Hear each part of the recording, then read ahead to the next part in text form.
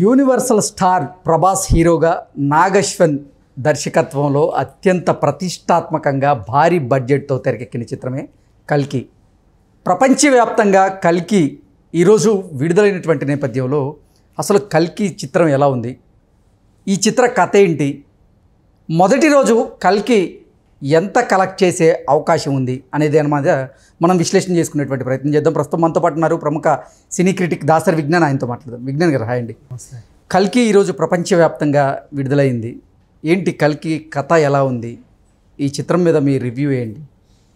First కట్టే కొట్టే తెచ్చేలాగా అసలు కల్కి ఏంటో మాట్లాడుకున్నాం. మనకి కృత, త్రేత, ద్వాపర అండ్ కలి 4 యుగాలు కలిస్తే ఒక మహాయుగం. ఇది అయిన తర్వాత మళ్ళీ ఇంకో మహాయుగం స్టార్ట్ చేయాలంటే కల్కితో ప్రారంభమవుతుంది. మళ్ళీ కృత నుంచి స్టార్ట్ చేసి ఒక మంచి యుగాన్ని నిర్మించుకుంటారు. అయితే కలియుగాంతంలో జనాలు చాలా అంటే పాపాలు పెరిగిపోయి ఫుడ్ దొరక్క, నీళ్లు దొరక్క, ఏమి దొరక్క ప్రతి దానికోసం సంఘర్షణకు లోనయ్యి ఒక రకంగా అల్లకల్లలో ఉంటుంది. ఆ టైంలో కలిని అంతం చేయడానికి కల్కి రావాలి. శంబల నగరం నుంచి వస్తాడు అని తెలుసు మనకి. ఆల్రెడీ కల్కి పురాణాలు, మహాభారతాలు చదివి ఉన్నాం. ఇట్లాంటి ఇతిహాసాలన్నీ జోడించి కల్కి అనే సినిమాని అటు సైన్స్ ఫిక్షన్ అండ్ ఇటు పురాణాలు కలిపి మిళితంగా ఒక సినిమా ప్రజెంట్ చేశారు నాగశ్వన్. ఓకే. అండ్ అదొక పెద్ద టాస్క్ అని చెప్పుకోవాలి. దాన్ని ఎలా ఉందని మాట్లాడుకుంటే, ఇప్పుడు మామూలుగా పాన్ ఇండియా లెవెల్ స్టార్ అంటే బాక్స్ ఆఫీస్ని బద్దలు కొట్టి స్టామినా ఉన్నటువంటి ప్రభాస్, దీపికా పదుకొనే, అమితాబ్ బచ్చన్, కమల్ హాసన్ అండ్ ఇంకా క్యామియోల గురించి మాట్లాడుకుంటే ఇన్ని, ఒకటి కాదు రెండు కాదు, ఎప్పుడు తెర మీద కనబడిన కొన్ని కొత్త ఫేస్లు కూడా ఇందులో ఉన్నాయి. ఇట్లాంటివన్నీ మెయింటైన్ చేసే సత్తా ఉన్నటువంటి, అంటే ఆ టైప్ క్యాస్టింగ్ అనేది ఇప్పటివరకు ఒక సంచలనం అని చెప్పుకోవచ్చు. దాన్ని మోస్తా, జనాలని కన్విన్స్ చేస్తా, ఒక అందరికీ తెలిసిన కథనే కొత్తగా చెప్తా ట్రావెల్ చేయాలి అంటే అది చాలా రిస్క్తో కూడినటువంటి పని. కానీ దీన్ని చాలా అవలీలగా తీసేశారు నాగశ్వన్. అండ్ ఇప్పటి వరకు మీరు పురాణాల్లో విన్న ఏ కథ అయినా సరే, మీరు నమ్మిన ఏ కథ కూడా తెర మీద ఉండదు. Complete different. అంటే మహాభారతంలో ఉన్నటువంటి కొన్ని పాత్రలను ఇతివృత్తంగా తీసుకొని ఈ చిత్రంలో కొన్ని పాత్రలను తెరకెక్కించారు నాగశ్విని అంటూ కూడా కొన్ని వార్తలు వస్తున్నాయి. దాని గురించి ఏమంటారు? అయితే అశ్వత్థామ హతః కుంజరః అనే ఒక డైలాగ్తో సినిమా స్టార్ట్ అయిపోతుంది. సో పాండవులు మొత్తం వీళ్ళ వంశాన్ని అంతా సర్వనాశనం చేసి ఇంక ఎవడూ లేకుండా చేసిన తర్వాత ఇక అశ్వత్థామకి ఇంకా ఒళ్ళు మండి ఏం చేస్తారంటే, ఇక లాస్ట్కి ఉత్తర గర్భంలో ఉన్నటువంటి అభిమన్యుని ఆ పిల్లోడిని కూడా చంపేస్తాడు. నెక్స్ట్ ఆ తర్వాత ఇంకా కృష్ణుడితోనే యుద్ధానికి వెళ్తే కృష్ణుడు అతన్ని దగ్గరకు వచ్చి తన్ని ఆల్మోస్ట్ ఇంకా చంపకుండా మణిని తీసేసుకుంటాడు. అండ్ అతనికి ఒక శాపం ప్రసాదిస్తాడు. ఎలాంటిదంటే, నువ్వు ఆ చిన్న పిల్లోని భూమికి రాకముందే చంపేశావు, అంతకు మించిన పాపం ఇంకోటి లేదు నీకు. సో నిన్ను నేను చంపదలుచుకోవాలా, కలియుగాంతం వరకు ఇలాగే దుర్వాసనతో, రక్తమోడుతూ, చీము కారుతూ, నెత్తురు గారుతూ కొండ గుహల మధ్యలో అలా తిరుగుతూ ఉండు ఆ గాయాలతో అని చెప్పి శాపం. మణిని కూడా తీసేసుకున్నాడు.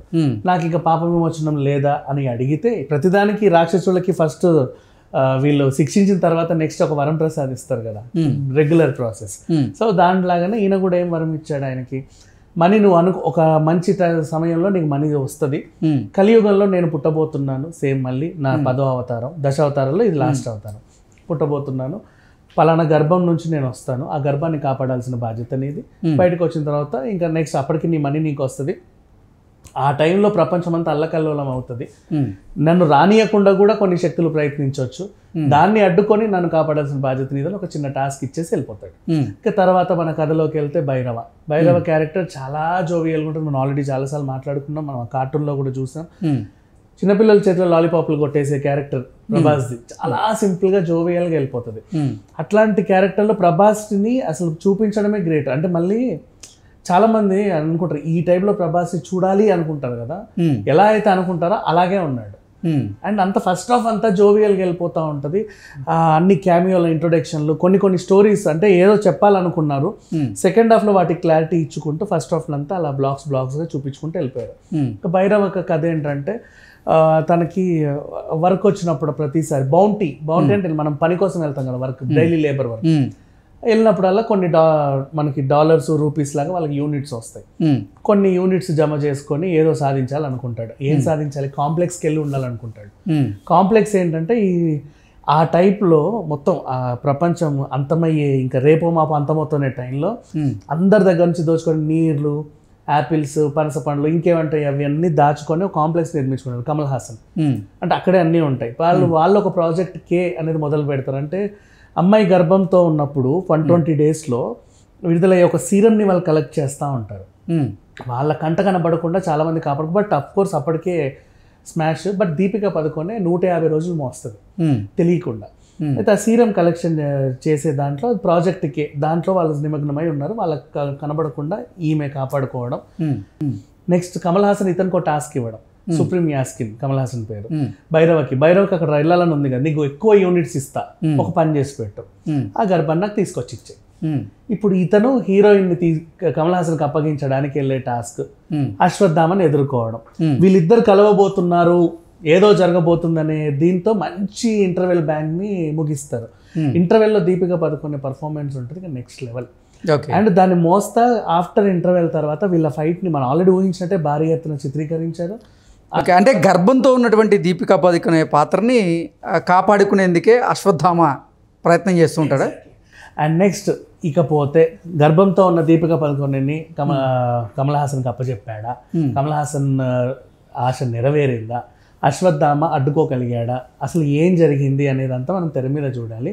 అండ్ ఆల్మోస్ట్ ఇంకా చాలా క్యామియో సర్ప్రైజెస్ ఉంటాయి, ప్రతి క్యారెక్టర్కి ఏదో ఒకటి ఉంటుంది.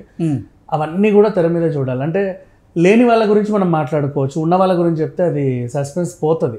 తెర మీద అప్పుడప్పుడు చూస్తేనే సర్ప్రైజింగ్ గా ఉంటుంది క్యామియో రోల్స్ అన్ని. ఇక డైరెక్షన్ ఏంటి, ఫస్ట్ హాఫ్ చాలా డల్ గా ఉంది అంటూ కొన్ని రివ్యూలు ఇస్తున్నారు. ఎందుకు ఫస్ట్ హాఫ్ డల్ గా ఉంది? అది చాతగాని దద్దమ్మలు ఉంటారు కదా, సినిమా కూడా చూడడం చాతగాని దద్దమ్మలు మాట్లాడుకున్న మాట అది. అంత పెద్ద సినిమా నిన్ను అర్థమయ్యేలాగా చెప్పాలి అనుకుంటే even same like Ponniyin Selvan, simple గా చెప్పాలి అంటే ముందు అన్ని క్యారెక్టర్స్ని నీకు అటాచ్ చెయ్యాలి. ఆ బ్లాక్ చూపించి తర్వాత ఇంకో బ్లాక్కి వెళ్ళి తర్వాత ఇంకో బ్లాక్కి వెళ్ళి తర్వాత ఇంకో బ్లాక్కి వెళ్తే నువ్వు కాన్సన్ట్రేషన్ పెడితే ఏం జరుగుతుందో నీకు అర్థమవుతుంది. అంతే. ఆ గోలల మధ్యలో నువ్వు ఇది చూసి అది చూసి ఇది చూసేసరికి నీకు అర్థం కాక అది బాగాలేదంటున్నావు. మరికొంతమంది ఏమో అసలు ఈ కల్కి మూవీలో హీరో వచ్చేసి ప్రభాస్ కాదు అమితాబ్ బచ్చన్ అంటూ కొంతమంది చెప్తూ ఉన్నారు. ఏంటి అసలు? నిజంగా హీరో అంటే వాళ్ళ మాట నోటి దాడితే చెప్పేవాడు ఒకలా చెప్తాడు, వినేవాడు ఇంకోలా వింటాడు. నేను కూడా అంటా, ఎలా అంటే గొప్పగా విషయం అది. భైరవని ఒక చెడు పని కోసం విలన్ పంపాడు, పాపం భైరవకి తెలియదు కదా. అశ్వత్థామ నిజంగా ఒక మంచి పని కోసం హీరోయిన్ని కాపాడుతున్నాడు.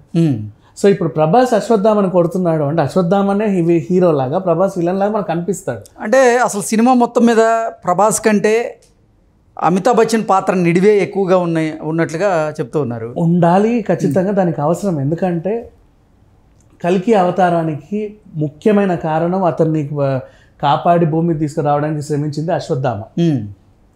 Bhairava character is nothing but a కర్ణుడి క్యారెక్టర్. దాని గురించి వాళ్ళు మళ్ళీ మనం చెప్పుకుంటూ వెళ్ళాలి. రివీల్ చేస్తారు మీరు అయితే. సో ప్రాబ్లం ఏం లేదు అంటే చెప్పాల్సి వచ్చింది. అండ్ ఇకపోతే అసలు విషయం ఏంటంటే ఈ కథనంతా మోయడానికి వాళ్ళకి పార్ట్ 1 ఆర్ పార్ట్ 2 సరిపోదు, ఒక యూనివర్స్ కావాలి. అందుకని కల్కి యూనివర్స్ ని ప్రజెంట్ చేస్తామని లాస్ట్ ఒక సర్ప్రైజ్ ఇచ్చారు. కమల్ హాసన్ పాత్ర దీంట్లో ఇంతే ఉన్నప్పటి నుంచి తర్వాత నెక్స్ట్ ఎపిసోడ్ లో ఇప్పటి వరకు తెలుగు సినీ ఇండస్ట్రీలో మీరు ఎప్పుడూ చూడనటువంటి ఒక బలమైన విలన్ ని చూస్తారు. ఓకే, ఆ పాత్ర కమల్ హాసన్, అందుకే ఆయన్ని సెలెక్ట్ చేసుకున్నారు. ఇంకా ఉంటది నెక్స్ట్ తర్వాత కొనసాగింపులు. సో ఈ రకంగా ఈ స్టోరీ అనేది సాగింది. అండ్ ఇక అంటే భైరవ పాత్రకి అలాగే బ్రహ్మానందం పాత్రకి మధ్య వచ్చే ఆ ఫన్ మూమెంట్స్ ఏవైతే ఉంటాయో అవి కొంచెం వెబ్బెట్టిగా ఉన్నాయి, అంత ఫన్ జనరేట్ చేయలేకపోయాయి అంటూ కూడా కొంతమంది రివ్యూ ఇస్తున్నారు. దాని మీద సీరియస్ సైంటిఫిక్ యాక్షన్ సినిమాలో అక్కడక్కడ చెలోక్తులు ఉండాలి తప్ప పూర్తిగా చెలోక్తులనే పెట్టి సినిమా తీస్తే అది కామెడీ థ్రిల్లర్ అయిపోతుంది, నీకు సైంటిఫిక్ థ్రిల్లర్ అవ్వదు. అందుకు అలా పెట్టాల్సి వచ్చింది. అంటే ఆ కామెడీ సీన్స్ అనేవి పండలేదని చెప్తున్నారు. పండలేదు ఇన్ సెన్స్ అంటే వాళ్ళకి సరిగ్గా అర్థం కాలా. ఈవెన్ పొన్నియిన్ సెల్వన్ అర్థం చేసుకున్న వాళ్ళకి కూడా దాంట్లో చాలా ఫన్ ఎలిమెంట్స్ ఉంటాయి, అందరికి ఎక్కువ అవి. ఓకే, అంతే. అది కొంతమందికి అర్థం కాదు. వాళ్ళు ఏం చేస్తారంటే నాకు అర్థం కాలేదు అని ఒప్పుకోరు, నచ్చలేదంటారు, బాగాలేదంటారు, అది సంగతి. సో దీంట్లో అలాంటిది ఇంకొకసారి క్షుణ్ణంగా చూస్తే నీట్గా అర్థమవుతుంది. And for the first time in theatre మీరు నమ్మరు, ప్రభాస్ సినిమా వచ్చిందంటే అందరు ఎగురుతా గోలలు చేస్తా కాగితాలు ఎగరేస్తా ఆ సినిమా సగం చూడనివ్వరు. ఇక్కడ ఏం చేద్దాం మొత్తం దానికి భిన్నం, పిన్ డ్రాప్ సైలెన్స్ తో సినిమా చూస్తాను. అంటే నెక్స్ట్ ఏం జరుగుతుందో వాళ్ళకి తెలియాలన్నట్టుగా అంత అట్రాక్ట్ చేసింది మూవీ అని చెప్పుకోవచ్చు. అది పిన్ డ్రాప్ సైలెన్స్ లాస్ట్లో రావడం ఎవరైనా చూసారా అసలు? అంత అంటే ఒక హారర్ మూవీస్నో లేకపోతే థ్రిల్లర్స్నో అలా చూస్తారు బేసికలీ.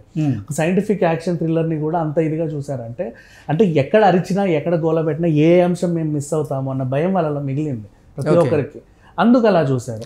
అంటే ఇప్పటి వరకు ప్రభాస్లో చూడనటువంటి ఒక కొత్త పర్ఫార్మెన్స్ని ఈ సినిమాలో చూడబోచ్చా మనం? అవుట్ అండ్ అవుట్ ఇప్పటివరకు ప్రభాస్లో చూడలేకపోయింది అనేది ఏమీ లేదు. ప్రభాస్ని చూడడానికి సినిమాకి వెళ్ళాలి. ప్రభాస్ ఎలా ఉన్నాడు అలాగే ఉన్నాడు అంతే.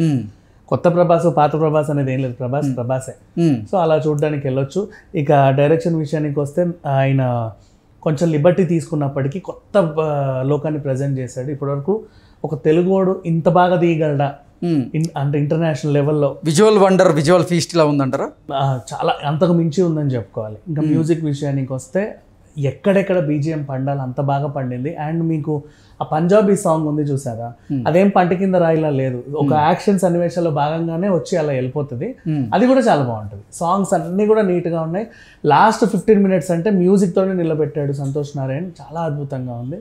ఇక ఇట్లాంటి విజువల్ వండర్లో మనం కెమెరా డిఓపి గురించి ఎంత చెప్పినా తక్కువే. ఇంకా ఎడిటింగ్ అన్నీ కూడా నిర్మాణ విలువ, మీరు ఇచ్చే రేటింగ్ ఎంత? నిర్మాణ విలువలు కూడా అశ్విని దత్ గారు 500 కోట్ల బడ్జెట్ పెట్టారు అంటే, అంత సాహసం చేశారు అంటే నిజంగా ప్రతి రూపాయి అక్కడ కనిపిస్తుంది ఆల్మోస్ట్ కూడా.